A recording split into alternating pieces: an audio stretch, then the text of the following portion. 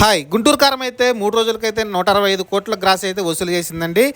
ఎక్కడైతే తగ్గట్లేదు. మన టాక్‌తో సంబంధం లేకుండా, రివ్యూలతో సంబంధం లేకుండా అయితే కలెక్షన్‌లు అయితే రాబడుతుంది.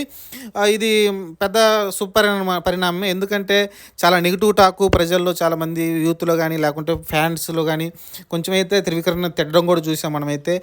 త్రివిక్రమ్ గారు ఇలాంటి సినిమా తీశాడు అని చాలామంది తిట్టడం కూడా చూసాం. కానీ అలాంటి దానంతా తట్టుకొని ఓన్లీ కేవలం మహేష్ బాబు పెర్ఫార్మెన్స్ కోసం, మహేష్ బాబు కోసం అయితే ఈ సినిమా అయితే చూస్తున్నారు థియేటర్కి వెళ్ళి. ఎందుకంటే మహేష్ బాబు దీంట్లో ఇంతకుముందు ఎన్నడూ చేయని యాక్టింగ్ అయితే చేశాడు. అలానే అపీరెన్స్ కూడా బాగుంది ఈ సినిమాలో. చూడటానికి కూడా మంచిగా ఉన్నాడు. సర్కార్ వారి పాట కన్నా ఈ సినిమాలో చాలా బాగున్నాడు మహేష్ బాబు.